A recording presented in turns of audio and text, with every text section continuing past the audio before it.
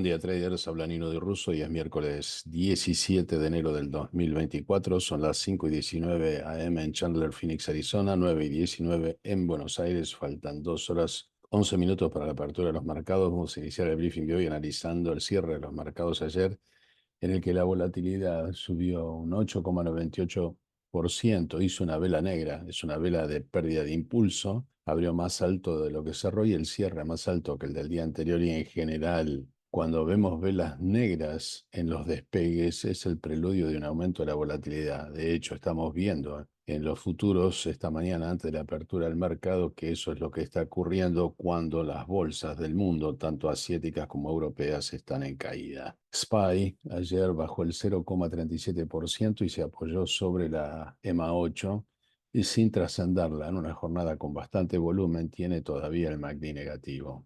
El Nasdaq Triple Q ayer bajó el 0,01% con un doji donde testeó la EMA 8, tiene el MACD todavía en territorio negativo y el histograma se está empezando a poner plano.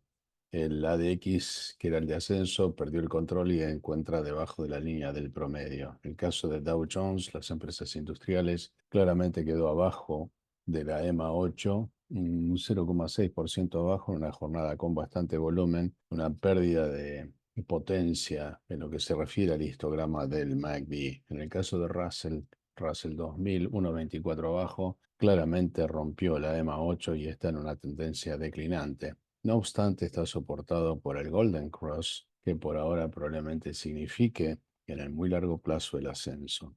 Por otro lado, los commodities más relevantes, comenzando con el petróleo. Ayer el petróleo bajó el 1,13%, quedando debajo de la EMA 8, debajo del promedio ponderado de 50 de la E200 después de haberse producido el Dead Cross.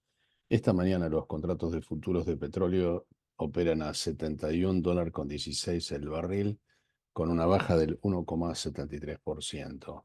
El impacto que de alguna manera estos commodities indirectamente tienen sobre el rendimiento de los bonos a 10 años, 2,94 arriba, y fíjense que llegó a testear la SMA de 200 y quedó arriba de la EMA 8. De todas maneras está en lo que es un proceso de falla típica de Blue Ice, por suerte, para quitar presión, lo que de alguna manera puede ser la tasa futura que utilice la Reserva Federal para converger la inflación al 2% buscado. En el caso del índice que mide la relación del dólar con otras monedas, fíjense que ayer subió el 0,87% y trascendió la SMA de 50. Atención con este dato.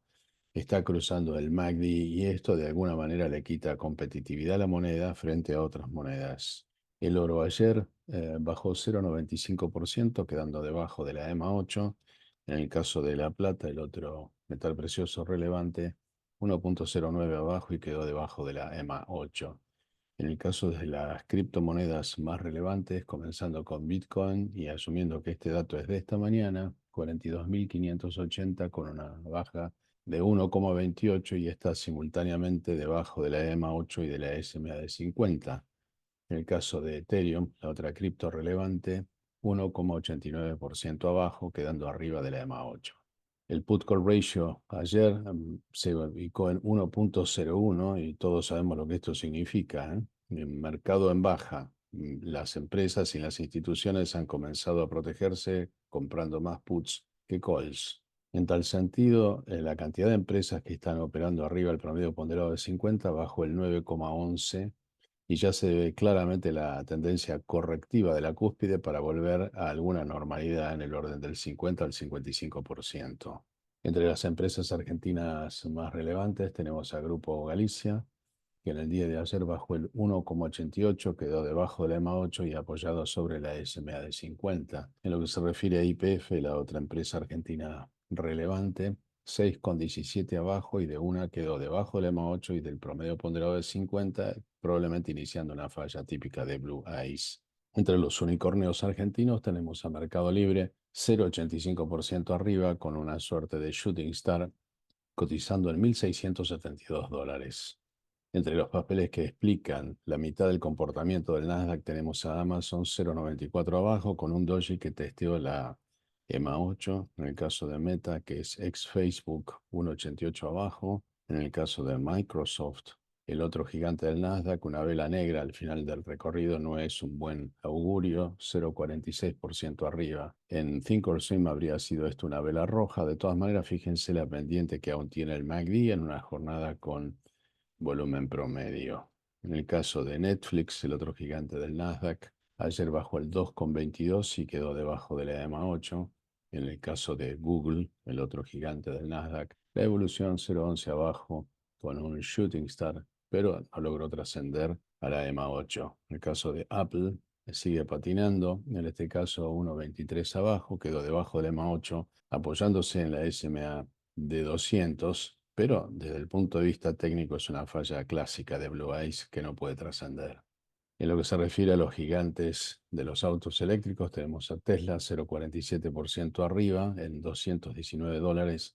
Lucid, los autos eléctricos de lujo, 4,16 abajo, fíjense, peinando la EMA 8 y transformándose de a poco en un penny stock. De todas formas, fíjense que está generando un squeeze grandísimo y en parte eso tiene que ver con que este papel por ahora no tiene earnings positivos. Por otro lado, NIO, autos eléctricos de capital chino, ayer también patinó 8,65 abajo. Y fíjense que tiene el MACD fuertemente negativo y el ADX en control es el de descenso. Entre los ETFs que miramos habitualmente tenemos a Soxele 3,88 arriba en 29,19, una jornada impactante con mucho volumen, el histograma fuertemente positivo.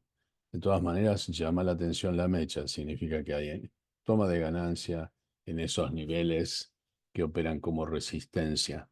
En lo que se refiere a ARK, el ETF de innovación de Cathie Woods, ayer cayó el 1,31, hizo un doji y quedó debajo de la SMA de 50. En un ciclo correctivo, un doji puede implicar el fin de la caída. Veremos si es el caso, porque ese es un soporte que es bastante crítico. En lo que se refiere al AU, el ETF de las biotecnológicas, 4,47 abajo, quedó debajo del EMA 8 y de a poquito se viene el Golden Cross.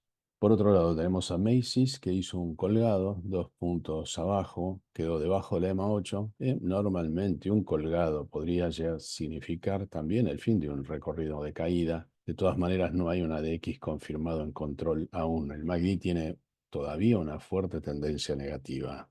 Mirando ahora los mercados de futuros, estamos viendo que la volatilidad está en ascenso del 1,41% después de haber hecho una vela de rebote en soporte. Y fíjense que el Nasdaq esta mañana está operando 70 puntos abajo, habiendo entrado en la trampa de la EMA 3 a la EMA 8 arriba del Volatility Stop y del Trendinator. Más allá de que el RSI está con ciclo negativo, el DPO MOVO estaría listo para iniciar un nuevo ciclo. Lo mismo ocurre en la semana.